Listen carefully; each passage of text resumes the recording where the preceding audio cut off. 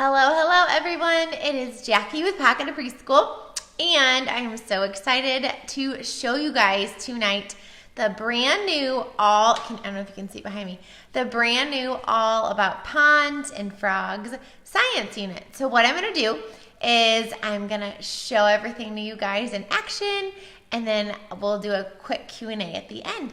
So, real quick at the top, there is a link to grab the All About Ponds and Frogs science unit, and it's together, ponds and frogs, all one unit, and it is $4.50. And then if you want to grab the Little Learners curriculum, science curriculum, that is up there too. And so just like all the other science units, there are science table setups.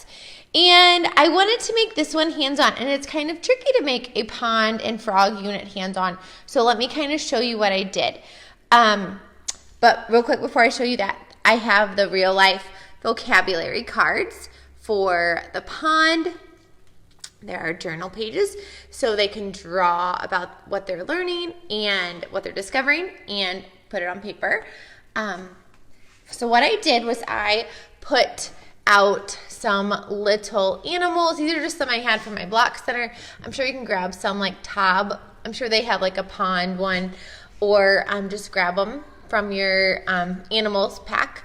And then inside the pack there are these real photograph animal cards, so that way they can look at the little animals, and maybe they don't know the names of some of the animals. Like this one is an otter, and they can match them, and they can use the magnifying glass with the science prompt as always, and they can look at the animal, notice the characteristics. They can also measure the various animals. And then I have animals at the pond and animals not at the pond sort, so they can take the cards off. And then they're on Velcro dots, but I can't take it off one-handed. And then they can sort them. So that's kind of a little sorting activity. And then I have some real photographs of some ponds, so they can look at how what's in a pond, what's around a pond, what does it look like, the animals that are there, the characteristics, all that good stuff. Lots of real life photographs. Here is the read aloud.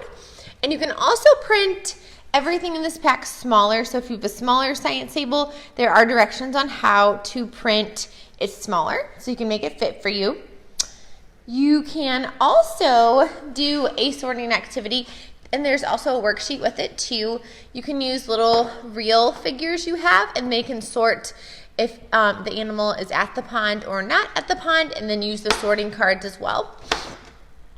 You can also do a fun STEM challenge. So I have the Build a Pond challenge card, and ponds have water, land around it, they have plants, and they have animals. And then I did, in the pack, there are ideas, but these are just some leaves from, I think, a vine from the dollar store, some little rocks from the dollar store, gems, and these are the smaller popsicle sticks, and they can build a pond. This is small pieces of felt. So one of my little guys built this for me, so we could kind of show you the STEM challenge in action. And then I do have recording pages, so they can draw and communicate about the pond that way. And there are two levels. This one has lines, and this one does not have lines. And then here are these are those animal cards, and you can either have them on a ring or not on a ring. But yeah. And then, as always, we have there's a letter to families. There is journal covers, and there are different types of journal pages. There's some with lines, without lines, with a dotted line. There is a book list. Here's one of the other books that I love. Here's the Read Aloud printed smaller, which you can also do.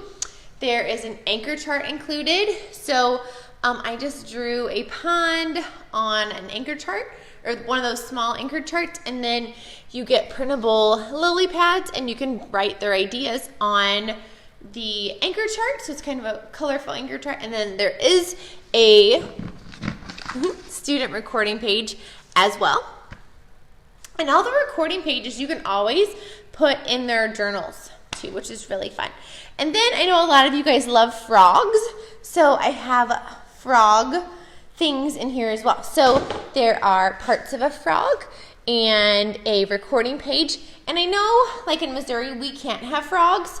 It's just a licensing thing. So why not put in a stuffed animal frog, or maybe put in some like frog animal figures, and they can still notice the parts and label them, but that way they're not touching real frogs, because you don't want to go against licensing or against your rules.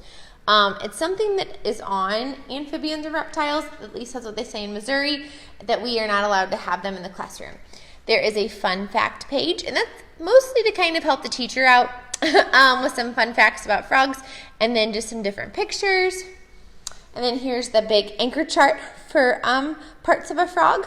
There is a frog life cycle. So egg, tadpole, and then you got the tadpole with the legs, and then the froglet and the adult frog. And there's an interactive chart. There is a one-page poster, and there is a recording page. And everybody always wants to know how I organize it. And you can either put it in a binder or just put it in a book ring. And all of the teacher pages have real photographs of the center in action, so you don't have to remember all this. But if you're a visual person like me, it'll kind of help you get started. And I just put the recording pages on the back. And all of each activity has a teacher direction page with it. And then I just stick all of my unit after it's done in one of these iris cases from Michael's. And then I have the labels are included in the pack. And there are a couple other different sizes as well. I will talk to you soon. See you later.